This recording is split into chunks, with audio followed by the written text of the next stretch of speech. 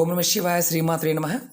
మిత్రులకి శ్రేయోభిలాషులకి అలాగే నన్ను ఇంతగా ఆదరిస్తున్న యూట్యూబ్ ప్రేక్షకులందరికీ కూడా పేరు పేరు ధన్యవాదాలు. మిత్రులరా, మీ అందరికీ కూడా ఆ పరాదేవత ఎల్లవెల్లలా మీతో ఉండి మీ మనోవాంఛ నెరవేర్చాలని మనస్ఫూర్తిగా కోరుకుంటున్నాను. మనం ఈరోజు ఒక అద్భుతమైన ఉపాయం తెలుసుకుందాం. చాలామంది మిత్రులు అక్కచెల్లెలు అడిగింది ఏంటంటే, గురువుగారు మేము ఇన్ని దాన ధర్మాలు చేస్తున్నాము, అయినప్పటికీ కూడా మాకు కష్టాలు ఎందుకు వస్తున్నాయి, అలాగే మాకు దరిద్ర బాధలు ఎందుకు వస్తున్నాయి, చాలా ఇబ్బందులు పడుతున్నాము ఆర్థికంగాను, అలాగే సంపాదన పరంగా లేనిపోని విషయాల్లో కష్టాలు ఎదుర్కొంటున్నాము, కారణం ఏంటి అని చాలామంది అడగడం జరిగింది. ఈరోజు ఎవరైతే దరిద్ర బాధలు కలుగుతున్నాయో, కోరి కష్టాలు తెచ్చుకుంటున్నారో వారు చిన్న చిన్న తప్పులు చేస్తూ ఉంటారు. ఆ తప్పులేంటి, అవి ఎందుకు చేస్తూ ఉంటాము, దానివల్ల వచ్చే ప్రమాదాలు ఎలా ఉంటాయి, ఈరోజు ఉపాయాలు తెలుసుకుందాం.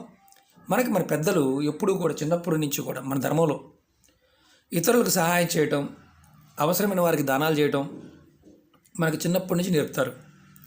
అందరూ కూడా సందర్భం వచ్చినప్పుడు ప్రతి వారు కూడా దానం చేస్తూనే ఉంటారు.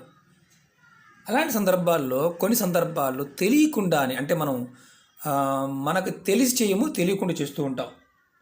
కొన్ని వస్తువుల్ని, ఇంట్లో ఉండే కొన్ని వస్తువుల్ని ఇతరులకు ఇవ్వడం వల్ల మనకి చాలా ఇబ్బందులు వస్తాయి.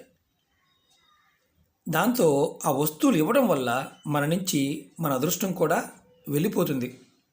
ఏదైతే మన అభివృద్ధి ఉంటుందో, సుఖ సమృద్ధి, అంటే మనం మానసికంగాను, శారీరకంగాను, ఆర్థికంగా కూడా ఇబ్బందులు పడుతూ ఉంటాం. అసలు మరి ఇలాంటి సంఘటనలు ఎక్కడైనా జరిగాయా, మన పురాణాల్లో ఎక్కడైనా చెప్పారని చాలామంది అడగడం జరిగింది. మనం ఈ విషయం గురించి మనం విష్ణు పురాణంలో చూడవచ్చు. విష్ణు పురాణంలో కొన్ని వస్తువులు ఇవ్వడం వల్ల లక్ష్మీదేవి ఇంటి నుండి బయటికి వెళ్ళిపోతుందని చెప్పడం జరిగింది. లక్ష్మీ కృప ఉంటేనే ధనం, ధాన్యం, మనకి వైభవం, సుఖ సంతోషాలు, ఆర్థిక అభివృద్ధి అన్నీ వస్తాయి. లక్ష్మి ఎప్పుడైతే మన ఇంటి నుండి వెళ్ళిపోతుందో అప్పుడు మనం కష్టాలు ఎదుర్కొంటాం. లక్ష్మి ఎప్పుడు ఇంట్లో స్థిరంగా ఉండాలి, మీ ఇంటి నుండి బయటికి వెళ్ళకూడదు, మీ ఇల్లు సుఖ సంతోషాలతో ఉండాలి, అలాగే మీరు వైభవంగా ఆనందంగా ఉండాలి అంటే కొన్ని వస్తువుల్ని ఇతరులకు ఇవ్వకూడదు. ఆ వస్తువులు ఏంటి, ఎలాంటి ఇబ్బంది కలుగుతుందో తెలుసుకుందాం. అలాగే మీకు ఈ వీడియో నచ్చినట్లయితే లైక్ చేయండి, నా ఛానల్ని సబ్స్క్రైబ్ చేసుకోండి, 10 మంది మిత్రులకు షేర్ చేయండి, పక్కనే ఉన్న గంట సింబల్ని యాక్టివేట్ చేసుకోండి. ఇప్పుడు సహజంగా మనం గ్రామీణ ప్రాంతాల్లో కావచ్చు, అంటే అంతకుముందు రోజుల్లో, ఇప్పుడైతే అలాంటి అవకాశం ఉండకపోవచ్చు, కానీ కొంతమంది చేస్తూ ఉంటారు. మిడిల్ క్లాస్ ఫ్యామిలీస్లోనూ జరుగుతూ ఉంటాయి.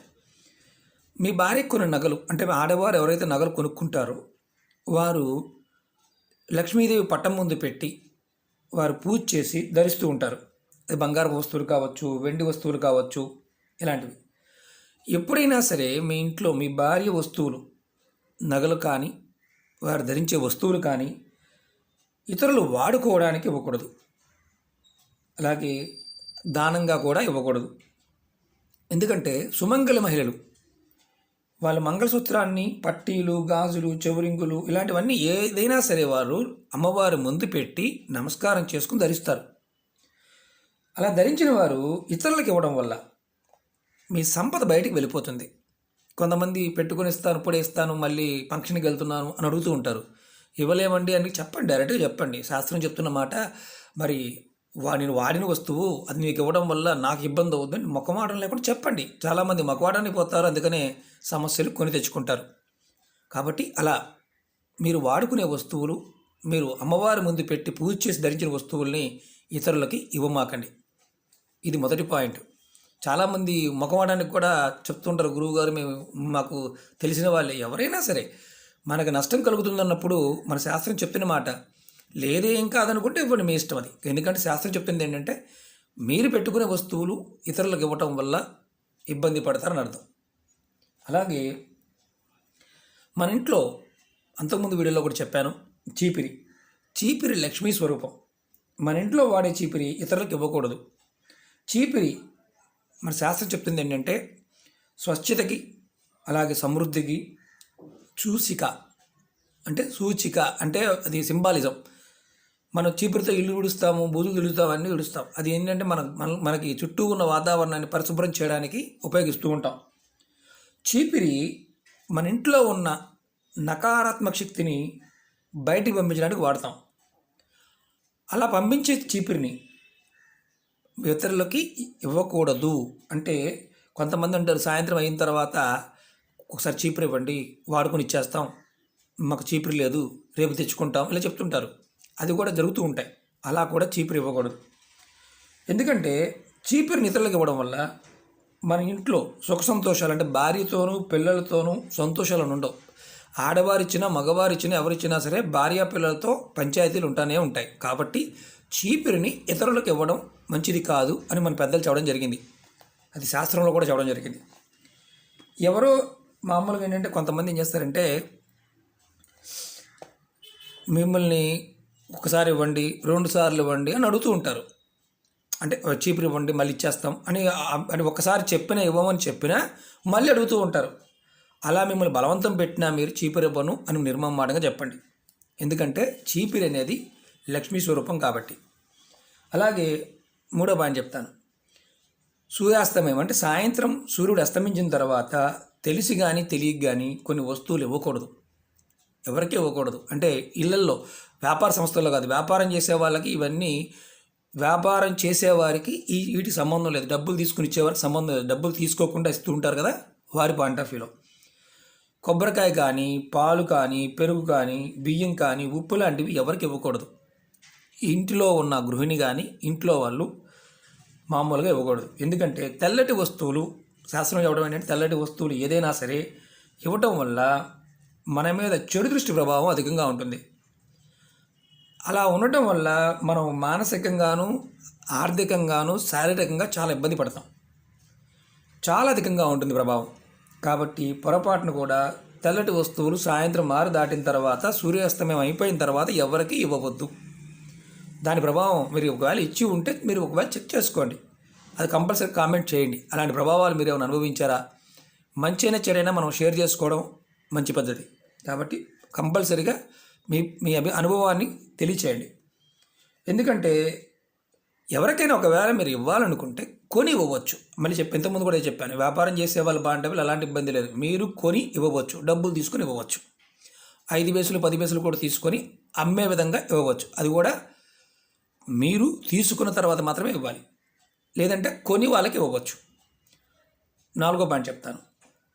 ధనానికి లక్ష్మీదేవి, మనం సమస్త స్వరూపాల్లో లక్ష్మీదేవి అష్టైశ్వర్యాల్లో అన్ని రకాల ధనాన్ని ఇవ్వగలిగే శక్తి, ఐశ్వర్యాలు ఇవ్వగలిగే శక్తి ఆమెలో ఉంటుంది. సూర్యాస్తమయం తర్వాత మీ లాకర్లో అంటే మీ లాకర్లో కానీ, మీ భార్య పర్సులో కానీ, లేదంటే మీ దగ్గరలో ఉన్న డబ్బులు, అంటే మీరు పర్సులో పెట్టుకున్న వాటిని కొంతమందికి అప్పుగా చేబదులుగా ఇస్తుంటారు. సాయంత్రం సూర్యాస్తమయం తర్వాత మీరు మీ లాకర్లో పెట్టుకున్నవి, మీ పర్సులో పెట్టుకున్నవి, లేదంటే మీరు బీరువాలో ఒక దగ్గర పెట్టినవి అప్పుగా అడిగినప్పుడు అవి ఇవ్వకూడదు. అప్పుగా ఇవ్వాలనుకుంటే ముందు సపరేట్గా పెట్టుకోవాలి. ఒకవేళ మీరు ఎవరికైనా ఇవ్వాలనుకుంటే, అప్పు ఇవ్వాలన్నా సరే సాయంత్రం తర్వాత ఇవ్వాలనుకున్నప్పుడు మీరు సంధ్యా సమయం దాటిన తర్వాత పొరపాటున కూడా మీ పర్సులో కానీ, మీ బ్యాగ్లో కానీ, మీ లాకర్లో ఉన్న వాటిని తీసి ఇవ్వకూడదు. సపరేట్గా పెట్టుకొని ఇవ్వవచ్చు డబ్బు. ఎందుకంటే చేబుదులైనా సరే, అంటే చేబుదులుగా మనం సరదాగా ఇస్తూ ఉంటాం కదా, దానికైనా సరే ఈ విధంగా ఒకవేళ ఇచ్చినట్లయితే మీకు సంపదకు సంబంధించి, మీకు ఆర్థికంగా వచ్చే ధనానికి సంబంధించిన సమస్యలు కొన్ని వస్తాయి, ఆటంకాలు ఏర్పడతాయి, దానివల్ల మీకు ఇబ్బంది కలుగుతుంది. ఇంకొకటి మనకి అంటే ఈ విషయాన్ని చాలామంది ఏంటంటే పెద్దగా పట్టించుకోరు. మాకు సమస్యలు ఎప్పుడు వస్తూనే ఉంటాయండి, మాకు తీర్చుకుంటామని చెప్తూ ఉంటారు. దానికి కారణం కూడా ఇది. లాస్ట్ పాయింట్ చెప్తాను, ఇది చాలా ఆశ్చర్యంగా అనిపిస్తుంది. మనం అన్నం వండుకునే గిన్నెలు, కుక్కర్లు, ఇలాంటి వాటిని కూడా, అంటే అన్న పాత్రలు, మనం వాడిన పాత్రల్ని ఇతరులకి ఇవ్వకూడదు. మీరు ఎందుకు ఇవ్వకూడదు అంటే, కొత్తగా మీ ఇంట్లో మామూలుగా మా ఇంట్లో ఫంక్షన్ జరుగుతుంది, చిన్న గిన్నె, మీరు వాడుకునే గిన్నె ఇవ్వండి మళ్ళీ ఇచ్చేస్తామని వాడుకోవడానికి ఇస్తుంటారు. ఇతరులకి ఇవ్వడం వల్ల, ఆ గిన్నెలు వాడటం వల్ల మీకు తెలియకుండానే మీ ఇంట్లో లక్ష్మీ ప్రసన్నత తగ్గిపోతుంది. అంటే అమ్మవారి అనుగ్రహం తగ్గిపోతుంది. కొత్త గిన్నెలు ఉన్నాయి, వాడని గిన్నెలు ఉన్నాయి, మీరు ఏదైనా ఫంక్షన్లకు వాడుతూ ఉంటారు, అవి ఇవ్వచ్చు. కానీ మీరు పాలు కాచే గిన్నె, మీరు అన్నం వండుకునే కుక్కరు, అప్పటికప్పుడు, అలాగే బియ్యం నానబెట్టి వాడే గిన్నె, పప్పు నానబెట్టే గిన్నె, రోజు 4 గిన్నెలు పెట్టి వాడుతూ ఉంటారు కదా, అలాంటి గిన్నెలను మాత్రం పొరపాటున ఇవ్వకూడదు. అలా ఇవ్వటం వల్ల ఏమవుతుందంటే లక్ష్మీదేవి ఇంటి నుండి వెళ్ళిపోతుంది. సరదాగా కూడా ఇలాంటి పనులు చేసి చెక్ చేసి చూసుకోండి. మీ అనుభవాన్ని కంపల్సరీగా పంచుకోండి. ఎందుకంటే కొన్ని సందర్భాల్లో మనకి అన్నీ బాగున్నప్పటికీ కూడా అనుకోకుండా కష్టాలు వస్తూ ఉంటాయి. దానికి కారణం ఏంటంటే మనం ఇలాంటి షేరింగ్ చేస్తూ ఉంటాం. కాబట్టి ఈ విషయాన్ని కూడా మీరు గుర్తుంచుకోండి. నేను అంతకుముందు వీడియోలో కూడా ఏ పదార్థాలు ఇవ్వకూడదు ఏంటి అనే వీడియోలు కూడా చేయడం జరిగింది. వాటిల్లో కూడా చెప్పాను. ఎందుకంటే మన పెద్దలు కొన్ని సందర్భాల్లో ఇవ్వడం తప్పు కాదు, దానం చేయడం తప్పు కాదు, అలాగే సహాయం చేయడం తప్పు కాదు, కానీ సమయంలో చేయాలో ఏ సమయంలో చేయకూడదు అనేది మనం గుర్తుంచుకోవాలి. ఎందుకంటే కొన్ని సందర్భాల్లో ప్రత్యేకమైన శక్తి ఉంటుంది కాలంలో. ఆ సమయంలో మనకి పనికొంచేది ఏదైతే ఉంటుందో, అంటే మనకు ఉపయోగపడాల్సిన ఏదైతే పదార్థం ఉంటుందో ఆ పదార్థం వేరే వాళ్ళకి ఇవ్వడం వల్ల మనకు రావాల్సింది వేరే వాళ్ళకి వెళ్తుంది. అందువల్ల వీటి విషయంలో జాగ్రత్తగా ఉండమన్నారు. దానం చేయాలి, ధర్మం చేయాలి, సహాయం చేయాలి, అన్నీ చేయాలి. ఏ సమయంలో చేయాలో ఆ సమయంలో మాత్రమే చేయాలి. ఇది గుర్తుంచుకోండి. ఎందుకంటే ఇది మీరు తప్పుగా భావించవద్దు. మన పురాణాల్లో వాటి గురించి ఆ సమయంలో మన మానసిక స్థితి ఎలా ప్రభావితం అవుతుంది అనేది చెప్పడం జరిగింది. కాబట్టి నేను ఇది మీకు చెప్పడం జరుగుతుంది. ఇలాంటి విషయాలు ముందు ముందు మరీ తెలియజేస్తాను. అలాగే నెక్స్ట్ వీడియోలో మీకు మన ఇంట్లో ఏ పటాలు పెట్టుకోకూడదు, అంతకుముందు వీడియోలో కూడా చెప్పాను. నెగిటివ్ ఎనర్జీ ఇచ్చే పటాలు ఏంటి, మనం ఏ పటాలు పెట్టుకోవడం వల్ల మన మనసుకు ప్రేరణ కలుగుతుందో ఆ వీడియో కూడా నెక్స్ట్ వీడియోలో తెలియజేస్తాను. మీకు ఈ వీడియో నచ్చినట్లు లైక్ చేయండి, నా ఛానల్ సబ్స్క్రైబ్ చేసుకోండి, పక్కనే ఉన్న గంట సింబల్ యాక్టివేట్ చేసుకోండి, 10 మంది మిత్రులకి షేర్ చేయండి. అర్థం కాకపోతే మరొకసారి చూడండి. మీకు పూర్తిగా అర్థం కాకపోతే పొరపాటును కూడా ప్రయత్నం చేయమాకండి.